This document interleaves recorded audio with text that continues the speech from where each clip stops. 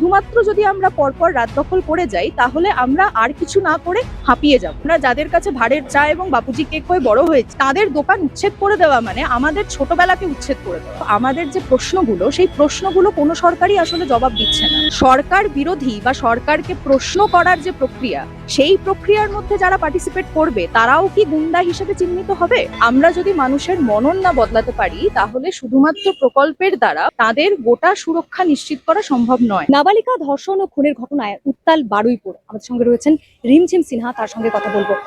নারীদের অধিকার থেকে শুরু করে আমরা দেখেছি অভয়া কাণ্ডের সময় আপনারা রাস্তায় নেমেছিলেন, রাত দখলের মতো কর্মসূচি নিয়েছিলেন।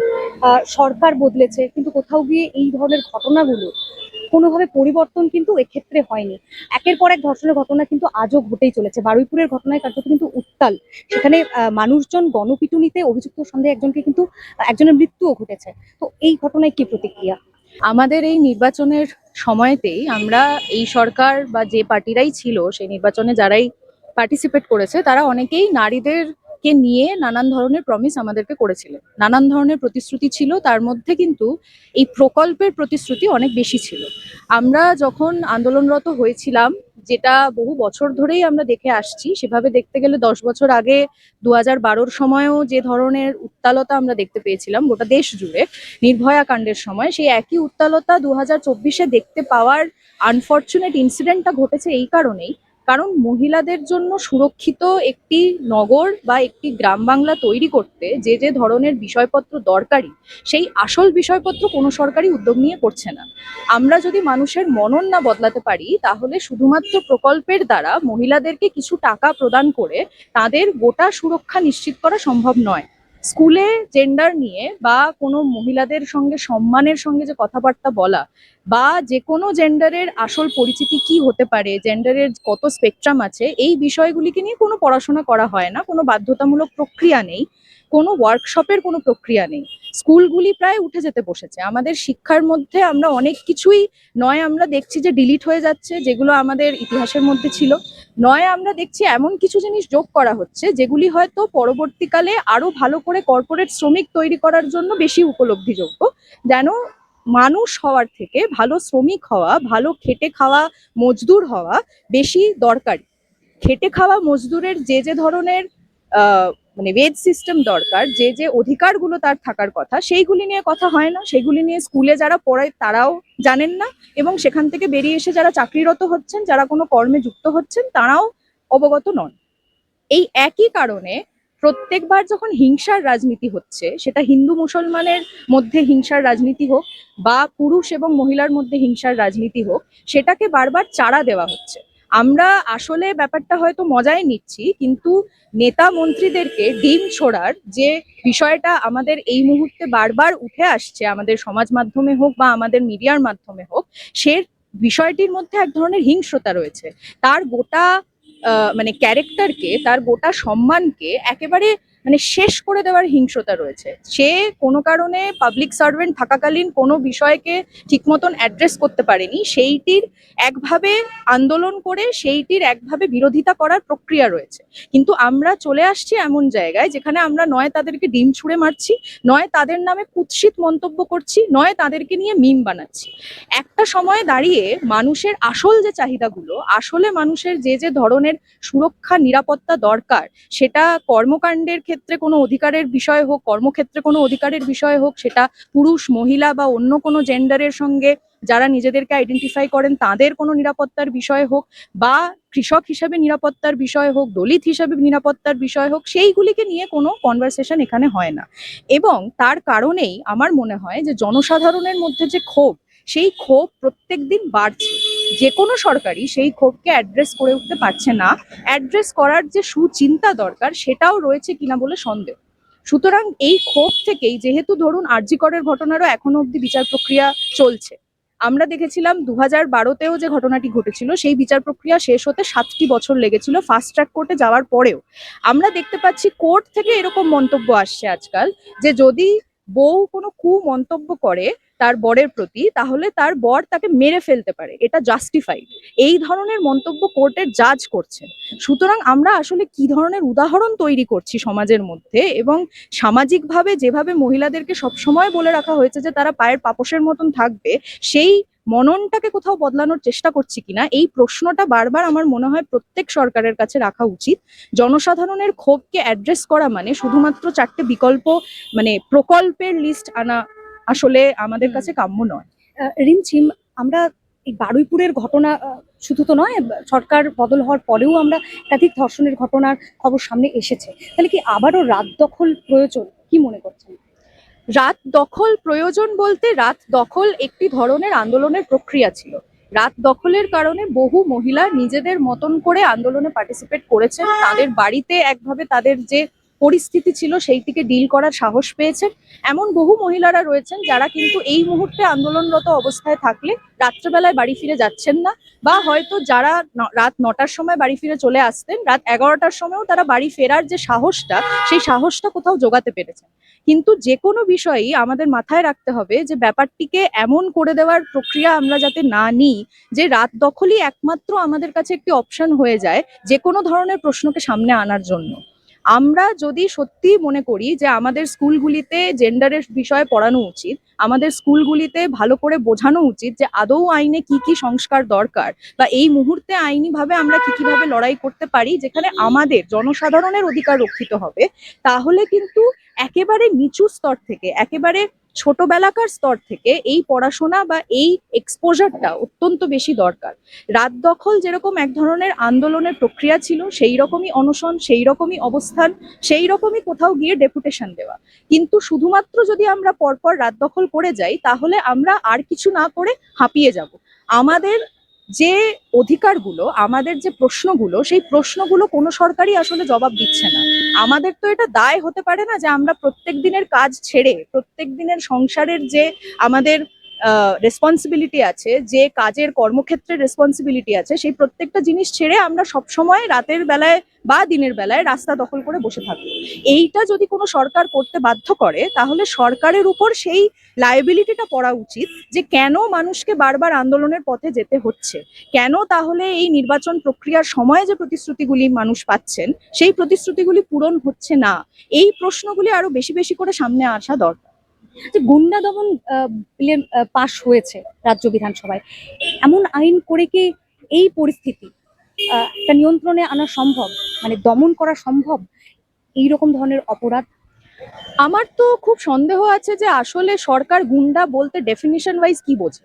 কারণ আমি তো কিছুদিন আগে খবর পেয়েছিলাম যে ধরুন যারা আন্দোলনকারী, যারা এনআরসির সময় বা সিএ এর সময় বা এসআইআর এর সময় এটা বলার চেষ্টা করেছেন যে সাধারণ মানুষ এই ধরনের প্রক্রিয়ার মধ্যে গিয়ে পর্যুদস্ত হচ্ছেন, তারা তাদের কাজ হারাচ্ছেন, তারা তাদের ফ্যামিলি মেম্বারদেরকেও হারাচ্ছেন, কারণ এরকম বহু ঘটনা উঠে এসেছে যেখানে এসআইআর এ তাদের নাম উঠবে কিনা এই ভয়ে মানুষ আত্মহত্যা করতে বাধ্য হয়েছে। সুতরাং এই বিষয়গুলিকে সামনে এনে যারা প্রতিবাদ করছিলেন তাদের বাড়িতে গিয়ে সার্চ অপারেশন চালানো হয়েছে, তাদের বাড়িতে গিয়ে এমন কোনো বই খুঁজে পাওয়ার চেষ্টা করা হয়েছে যেটিতে নাকি তাদেরকে টেররিস্ট আখ্যা দিয়ে দেওয়া যেতে পারে, তাদেরকে বলা যেতে পারে যে তারা দেশদ্রোহী। এই আরবান নাক্সাল এই ধরনের যে টার্মগুলো ব্যবহার করা হয়, তাদেরকেও কিন্তু সরকার একভাবে গুন্ডা হিসেবেই মানে ট্রিট করে এবং তাদেরকে রিপ্রেজেন্ট করে। সুতরাং আমরা প্রথমত এটা জানতে চাই যে গুন্ডা বলতে ডেফিনিশন অনুযায়ী সরকার কি ভাবছে, এবং গুন্ডা দমন প্রক্রিয়াতে সরকার বিরোধী বা সরকারকে প্রশ্ন করার যে প্রক্রিয়া, সেই প্রক্রিয়ার মধ্যে যারা পার্টিসিপেট করবে তারাও কি গুন্ডা হিসেবে চিহ্নিত হবে?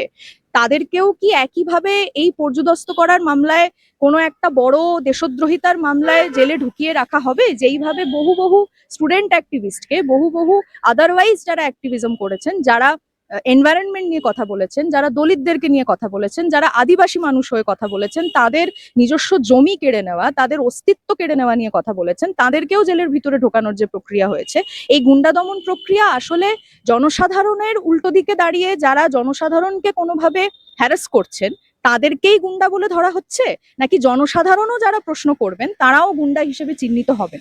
সুতরাং এই ডেফিনিশনটা কোথাও পরিষ্কার হলে তখনই আমরা বুঝতে পারবো যে আসলে এই দমন প্রক্রিয়া সফল হবে নাকি বিফল হবে।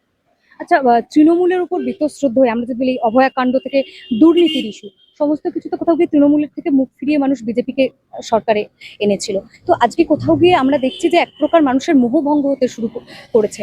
হকার দিকে দিকে যে উচ্ছেদ হচ্ছে, তারা বলছেন যে এই পরিবর্তন আমরা চাইনি। এরপর এক ধর্ষণের ঘটনা ঘটছে। অন্নপূর্ণা ভান্ডারের জন্য মহিলারা ক্ষোভ দেখাচ্ছেন, সবাই পাচ্ছেন না এত পাতা ফর্ম ফিল আপ করার পরে। তো তাহলে কি বিজেপির বিরুদ্ধেও মানুষের এখন ক্ষোভ সঞ্চার হচ্ছে? দেখুন, এটা সরকারে যে কোনো পার্টি এসে থাকুক না কেন, মানুষের ক্ষোভ কোনোভাবেই মিটিয়ে ফেলা সম্ভব হয়নি।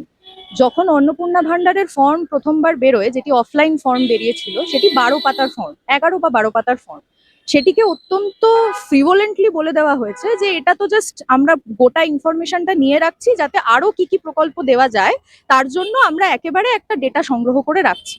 দেখা যাচ্ছে যে খবরের মধ্যে উঠে আসবে যে 26 লক্ষ মহিলাকে নাকি বাদ দেওয়া হয়েছে লক্ষ্মীর ভান্ডারের প্রকল্প যারা পেতেন, এবং তারা নাকি প্রত্যেকেই নয় বাংলাদেশি, নয় কোনোভাবে মানে ভারতীয় ছিলেন না, নয় তারা মৃত।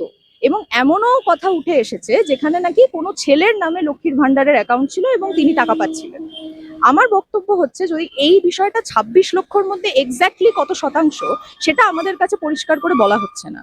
যদি এই বিষয়টাই যাচাই করার জন্য আলাদা করে ফর্ম ভরার যে প্রক্রিয়া শুরু করার কথা বলা হয়েছিল, শুধুমাত্র যদি যাচাই প্রক্রিয়াই দরকার ছিল, তাহলে নিশ্চয়ই এই মুহূর্তে আমাদের টেকনোলজি এনাফ অ্যাডভান্সড যে যারা যারা নথিভুক্ত রয়েছেন তাদেরকে যাচাই করে পরবর্তীকালে অন্নপূর্ণা ভান্ডারের 3,000 টাকা কিভাবে যাবে, কাদের কাছে যাবে, সেইটুকুনি করে দেওয়া যেত। আমরা খুব ভালোভাবে অবগত যে 2026-এ দাঁড়িয়েও প্রত্যেক মানুষ এবং ম্যাক্সিমাম মানুষ, 80% মানুষ মিনিমাম, এর থেকে কম হবে না বেশি হবে, তারা কিন্তু পড়ালেখা জানেন না। তাদের এইটুকুনি সময়ও নেই, এইটুকুনি রিসোর্সও নেই, তাদের কোনো অবকাশও নেই যে তারা গিয়ে কোনো স্কুলে পড়ালেখা করতে পারবে। তার উপরে আমরা খবর পাচ্ছি যে যারা শিক্ষক তারা দীর্ঘদিন ধরে আন্দোলনরত, তারা প্রাইমারি সেকেন্ডারি কোথাওই চাকরি পাচ্ছেন না। যে যে জায়গাগুলিতে স্কুল রয়েছে সেখানে একজন করে শিক্ষক বা শিক্ষিকা থাকছেন, তারাই গোটা স্কুল দেখার চেষ্টা করছেন। স্কুল বন্ধ করে দেওয়া হচ্ছে, নানান জায়গায় সরকারি স্কুল বন্ধ করে প্রাইভেট স্কুল করা হচ্ছে, নয় সরকারি স্কুল মানে যেটা অ্যাক্সেসিবল স্পেসে ছিল, 2 কিলোমিটারের মধ্যে ছিল, সেটাকে 5 কিলোমিটার দূরে নিয়ে চলে যাওয়া হচ্ছে। বা এই যে শিক্ষক শিক্ষিকারা, তাদেরকে নয় এসআইআর এর কোনো কাজে নিযুক্ত করা হচ্ছে, নয় হচ্ছে অন্নপূর্ণা ভান্ডারের কোনো কাজে নিযুক্ত করা হচ্ছে। সুতরাং শিক্ষার প্রতি যে অবমাননা, সেইটা আমাদের কাছে খুব স্পষ্ট। আমরা আসলে বেসিক জিনিসটা মানুষকে দিচ্ছি না, আমরা আসলে তাদেরকে এই সুযোগটাই দিচ্ছি না যে তারা প্রশ্ন করার জন্য মিনিমাম পড়াশোনাটুকু করতে পারেন, তারা নিজেকে অবগত করতে পারেন যে আদৌ আমার অধিকার কি কি, আদৌ আমার কি কি নিয়ে সরকারকে প্রশ্ন করা উচিত। কিন্তু তার উপরে আমরা যেটা করছি সেটা হচ্ছে খানিকটা প্রকল্পের দ্বারা, খানিকটা অন্য কোনো মানে আঙ্গিকে কোনো একটা প্রতিশ্রুতির দ্বারা তাদেরকে বলে দিচ্ছি যে সরকার মোটামুটি তোমার মাই বাপ হয়ে তোমার খেয়াল রাখবে। আসলে তো সরকারের আমার মা বা বাবা হওয়ার কথা নয়, সরকার আমার কাছে প্রশ্নাতীত নয়, সরকার আমাকে প্রশ্নর জবাব দিতে বাধ্য, কারণ সে সেখানে গেছে আমাদের রিপ্রেজেন্টেটিভ হয়ে, আমাদের খেয়াল রাখতে, জনসাধারণের কি কি দরকার, কি কি অধিকার, কি কি মানে নিরাপত্তা সুরক্ষা, সেটা যে কোনো ধরনের কর্মের অধিকার, সেটা যে কোনো ধরনের পরিচিতির অধিকার, যাই হোক না কেন, সেগুলিকে কতটা মসৃণ ভাবে অ্যালাউ করা যায়, কতটা মসৃণ ভাবে সেগুলিকে এনশিওর করা যায়, সেইটা দেখার প্রক্রিয়া হচ্ছে যে কোনো সরকারি মন্ত্রকের বা মন্ত্রী।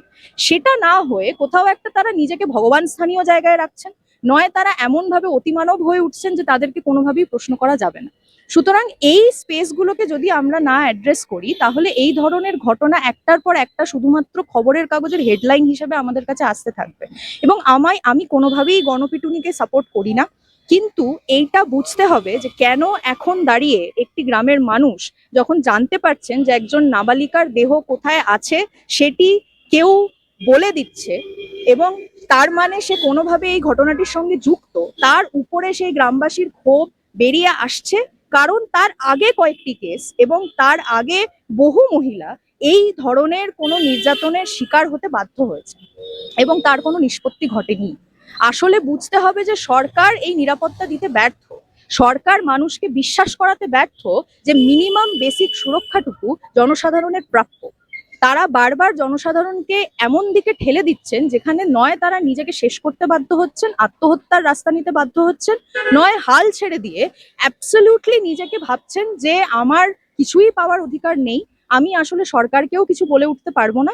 সুতরাং আমি যতদিন নিজেকে নিয়ে বাঁচতে পারছি ততদিন বাঁচার চেষ্টা করি। আমার না বন্ধু বান্ধব আছে, আমার না কোনো নিরাপত্তার স্পেস আছে।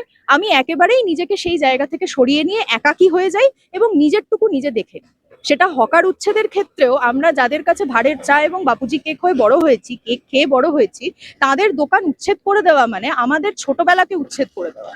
এই বিষয়টি কোনোভাবেই কেএফসি বা মানে বার্গার জয়েন্টের মতন কোনো দোকান কোনো দিন পূরণ করতে পারবে না। কারণ এরকম বহুবার হয়েছে যে আমাদের বয়স কম বলে এবং যে কাকু কাকিমারা দিদিরা এই দোকান চালান, তারা আমাদেরকে নিজেদের ভাতের অংশ খেতে দিয়েছে। কেএফসির কোনো মালিক, কোনো ম্যানেজার এই বিষয়টি আমাদের জন্য করবে না। তাদের সাথে শুধুমাত্র আমাদের এই পয়সার লেনদেনের সম্পর্ক নয়, তাদের সাথে আমাদের একটা ইমোশনাল বন্ড জড়িয়ে আছে। সেই বন্ড যদি আমাদেরকে কোনো সরকার বা কোনো কর্পোরেট ভুলিয়ে দিতে সমর্থ হয়ে যায়, যদি সফল হয়ে যায়, তাহলে সত্যি এই প্রশ্নের জায়গাতে নিজেকেও আনা দরকার যে আমরা আসলে মানুষ হিসেবে কি হয়ে উঠছি।